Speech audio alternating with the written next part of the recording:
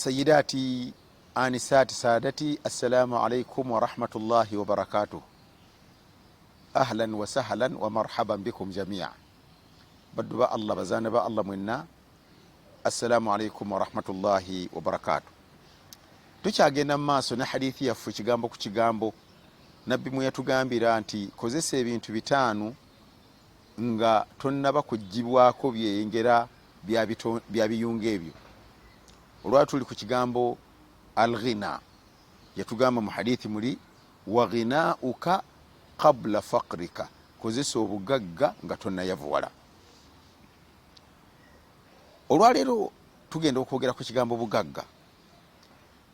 Nabbi sallallahu alayhi wasallam atuwa hadithi nga tujja kwa Abi Huraira radiyallahu anhu qala rasulullah sallallahu alayhi wasallam laysa al-ghina an kathrati al-ard walakin al-ghina ghina an-nafs muttafaqun alayhi.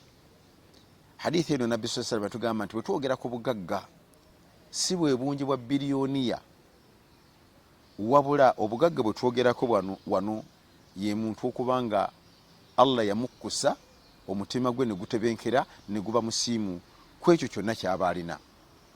Oyinza okusinkana nti omuntu ayina miliyoni 100, ayina miliyoni 100, ayina biliyoni 5 naye ng'ali azaamaanya n'ow'ennusu 15,000 olw'ensonga zino zonna taziraba, alaba nga yasembayo. Naye omuntu omugagga ayogerwako y'oyo amatira n'afuna omutwalo n'amanya gwe nnina Allah agumpadde, n'abanga mutebenkevu, n'abanga mukakkamu, n'abanga mumativu, n'ekyo kyonna kyalina niwandibadde nga kitono. So atalina butebenkevu obwo asigala awankawanka, ni bwabeera n'ebizimbe 10 awamba akazimba akatono akatali mujja namu. Noga nti omuntu alina emmotoka 10 naye yawoza anyaga akapikipiki k'omusajja omunaku. Nabbi kyatugamba nti laisa al-ghina, tibuli bugagga olw'okuba nti olina bingi, wabula obugagga obwogerwako bwe bw'omu mutima, omuntu n'obeera mutebenkevu, n'obeera mumativu n'ekyo Allah kyakuwadde. Era Nabbi sallallahu alayhi wasallam n'agenda mu maaso n'agamba ti man kanat al-akhira hammuhu ja'ala Allahu ghinaahu fi qalbihi wa jama'a shamlah. Nabbi yagamba mu hadithi eno n'agamba nti omuntu bw'abanga akolera enkomerero, ayagala nkomerero nnungi, Mungu musonyiwa kumwingiza mu jjana, Allah amukwatirako, naddira omutima gwe n'aguteekamu ogugaggawaza, n'abeeranga mu mativu n'ekyo kyalina, era n'abeeranga ali mu dduniya muno nga kyafunamu kyonna mu mativu. N'aga nti ate omuntu abeeranga edduniya ye kyekigendererwa kye, ebyakhera tomubuulira.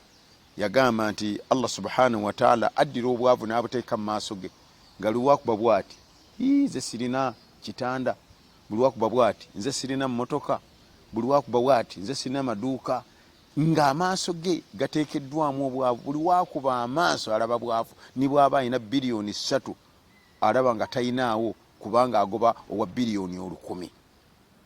Yadde alina emmotoka 10 alaba nga tazirina, ayagala ya 12. Yadde alina ennyonyi 8 alaba nga obunyonyi 8 tebumumala, ayagala ennyonyi 30. Nabbi kyeyava agamba nti omuntu oyo abeera nga awankawanka essaawa 4 ate ebyembi, era Allah n'abanga amugabiridde ekyo kyeyamugerera. So tugamba tutya?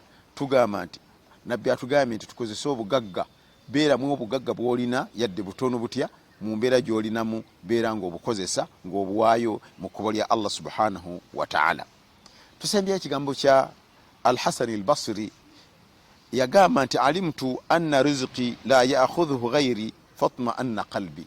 Ati bwe namanya nti riziki yange Allah giyangerera, teri asobola gitwala, nze nino gifuna, ate kyantebenkeza omutima, nimba nga sina wasiwasi esobola kunyaga bitali byange. Naga nti ate bwe namanya ti anna amali la yaqumu bihi ghayri fashtaghaltu bihi wahdi. Bwe namanya nti ibada Allah gye yandaalikako nze nino gyekolera, awo nafungiza nimba nga njekola, kuba ogeza Katonda yakulaalika essola bw'oba togisadde teri ajja kukusaalirawo. Katonda yakulaalika ekisiibo gwe olina okyesiibirawo.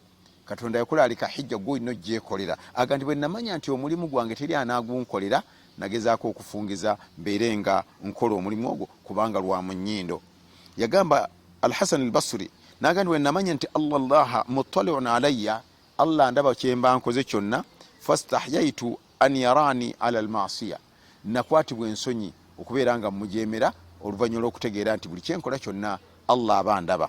Ekisembayo yagamba tualimtu anna malaka almauti yantadiruni, ati bwe namanya nti malayika walumba anindiridde andi ku bampa saawa yonna ntwala, na kyampa obumalirivu n'obunyiikivu okwesiibira entanda gye naasisinkana nayo Allah subhanahu wa ta'ala. Subhanaka Allahumma bihamdik ashhadu an la ilaha illa anta astaghfiruka wa atubu ilaik. Wassalamu alaikum wa rahmatullahi wa barakatuh.